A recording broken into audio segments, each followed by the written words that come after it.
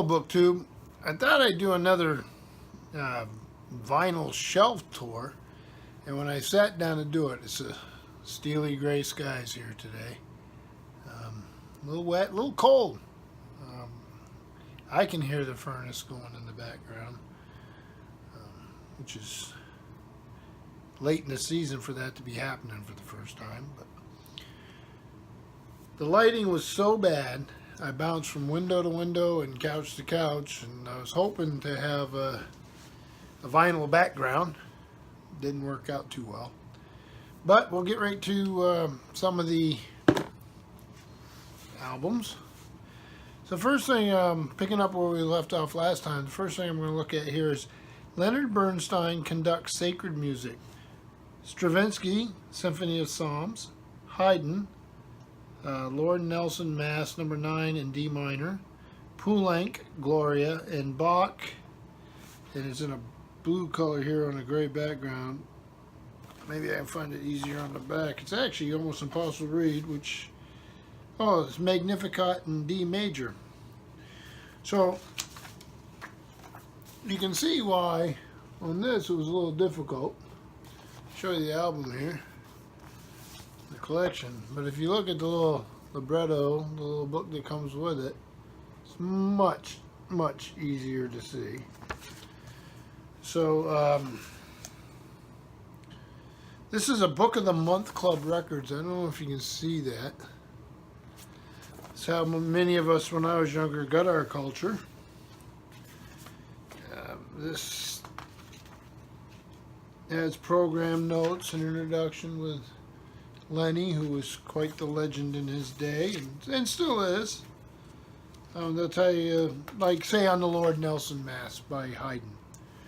It's number 9 in D minor for Haydn. In 1795, Haydn, then 63 years old, returned to Vienna from his 2 artistically triumphant sojourns in London, having capped his long symphonic career with the 12 London symphonies. He became Kapellmeister to Prince Nicholas Esterhazy, grandson and namesake of the prince whom he had served from 1761 to 1790. The 6 great masses, written 1796 to 1802, and the 2 oratorios, The Creation and the Seasons, were the products of this post-symphonic years. So, yeah, I mean, you can learn a lot from it. It's a short little, but you learn a lot when you combine it with the albums. And Book of the Month Club. We've already seen some Musical Heritage Society, and a few of you have commented that those have had a big impact in your own music appreciation life. I've also mentioned many times that in 1991 I went to the Soviet Union, and it was an eye-opener. I grew up in a world where the Soviet Union was always displayed in black and white and in extreme terms, and even the video, the film, everything. It was a world that was, when I got there, was shockingly colorful. And it was a world that was full of culture, and a culture I didn't know. I grew up on a little teeny farm, so Dostoevsky, Tolstoy, all those folks were way, way in my future. And the glories of Russian Orthodoxy and Russian music and art. It's always nice when you find something you didn't know about, and it allows you to explore. And you grab things that you wouldn't normally grab off the shelf or wherever you get them. And one of those things was this album by the Early Music University Ensemble.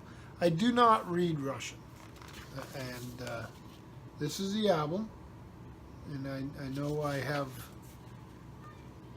folks that I converse with on BookTube, and that's the nice thing about BookTube, who could probably tell me a little bit about what I'm listening to here. And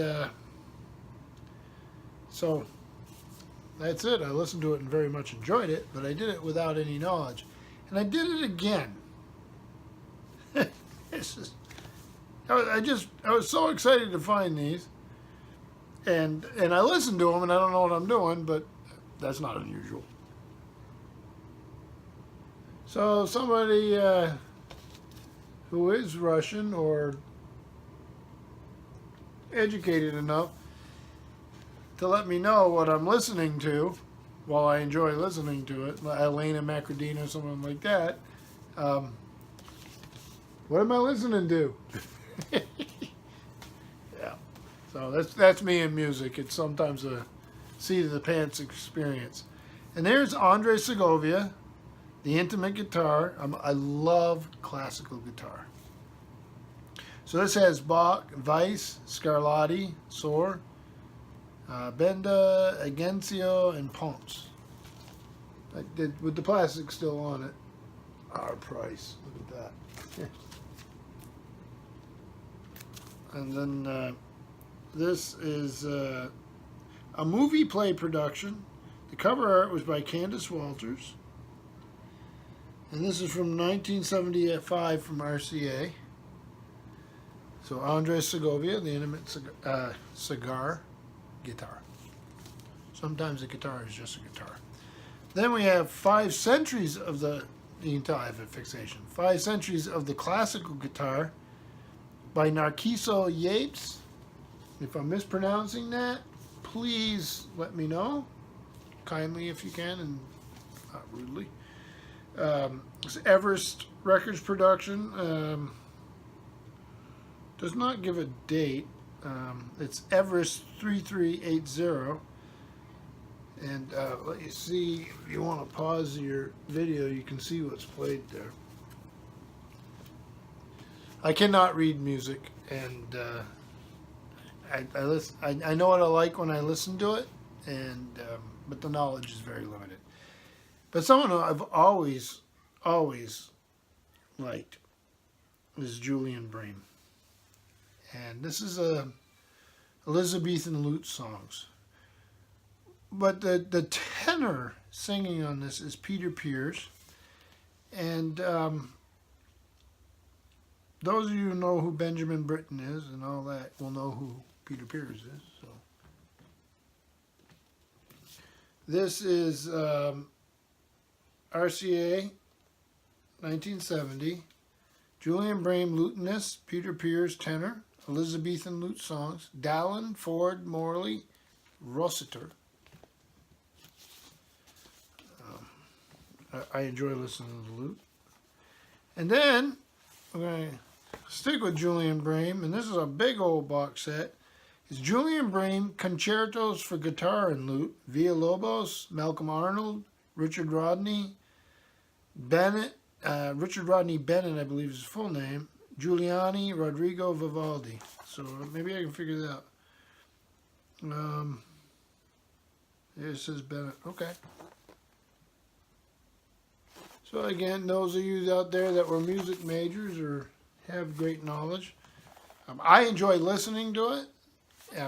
Who put this together? This is, again, RCA, 1975. An excellent group of I can put them on and just let them run. And then this was an album you see quite a bit back in the day. And this is an RCA Red Seal 2 record set. This is Joschka Heifetz, a treasury of favorite violin encores. And then this was a very, very common album. And this is from RCA Records 1975. And moving along, sort of the crossover superstar here. This is a Magic Flute of James Galway. And it has music by Handel, Rachmaninoff, Bach, Mendelssohn, Schumann, Gossec, Chopin, Chrysler, Dvorak, and Briccialdi, who I'm not very familiar with the last one. And James Galway is an international superstar. Then we have another James Galway, The Four Seasons of Vivaldi, with the Zagreb soloists. And you get a fairly good idea on the date by that picture, huh? There you go. If you need to pause your video to look at that. This is an RCA album also, and this one was from 1977. And yeah, I can sit down and listen to him all the time. And then this is one he did that was a big deal to popularize. Remember Annie's song, and those of you who remember John Denver and all that. So we have James Galway, Annie's song, and other Galway favorites. Bacchanus Brasileiras, number 5 by Liebesfreud. Carmen Fantasy, La Plus Coilente, Charles Gerhardt, National Philharmonic. Look at that cover. That'll bring you back in time, huh? So, I'm going to go to the last one. And this is an artist who's always amazed me. Piano player. And for somebody, like I said, I can sit down and listen to things and enjoy them. But I don't have the ear of a real musician, obviously. And this was a fella who took the world by storm in the Cold War. And he went over and there was a contest in Moscow. It's a piano contest. I don't know the name of it. You can look it up on, I would think, on Wikipedia easy enough. But his name is Van Cliburn. I've seen him on 60 Minutes. You probably find that on YouTube. I've listened to interviews with him. I have albums, CDs, not vinyl, where one disc will be like him giving an interview, and then the next will be his music. They had a huge ticker tape parade for him in New York City after he won this Van Cliburn won this big competition in Moscow, which was a big deal in the Cold War. An American, a Texan. Beautiful playing. I loved Beethoven. I love everything he did. But he was a very elegant man, very well spoken. Right now, nowadays you have the Van Cliburn competition itself, which is quite important. So here we have Van Cliburn, the world's favorite piano music, for Relays and others. I won't get into all of them. And there he is as a young fella. Here are some of his albums.